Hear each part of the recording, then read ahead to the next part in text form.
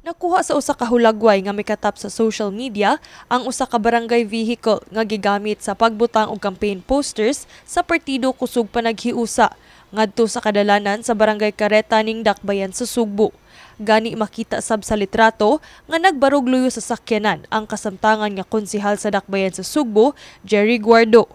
Apan gilimod ni Guardo ang iyang kalambigitan niini ug matud pa niya nag-ocular inspection lamang siya sa sapa duol sa maong dapit sa maong taknaa nga nakuha ang litrato. Wag yung ko idea nang taod sa tarpaulin. I was there on a random inspection ang situation sa creek diya sa Careta. Kaya naman ko tayo upcoming flood control projects kanang Tihero Creek ato lang i-rehabilitate. Timingan na sa siguro pangakuan lang dito ko. Gisuwayan sa MyTV Cebu sa pagpangay og habig sa asawa sa konsehal ug kasamtangan nga kapitan sa Barangay Sambag 1 ug usasab sa mga aspirant candidates sa maong partido. Apan nagdumili kini sa paghatag og statement. Kaya mga issue miss oy di na mo kon ana ni katubag na ko sa akong side. Si Cebu City Mayor Raymond Alvin Garcia, kinsa maoy mayoral candidate sa kusog panaghiusa party, misaysay nga wala siya nasayod mahitungod niini. Dati sa barangay vehicle, dili na Cebu City government vehicle, no?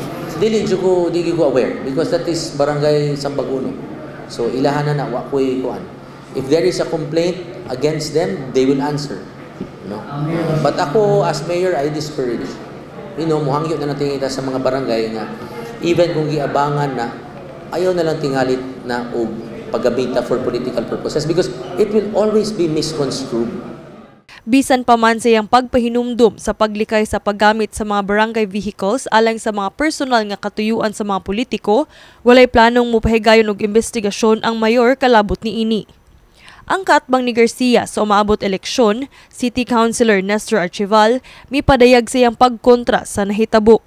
Kinahanglan tubago na sa kusog panaghiusa kay para nako dili ni maayo ang ilang ihimo. They're using the government funds paghimo sa ilang sa ilang campaign ang syudad under man yang mga barangay. I would say this is common responsibility kung dili na niya i-investigate kay this is wrong.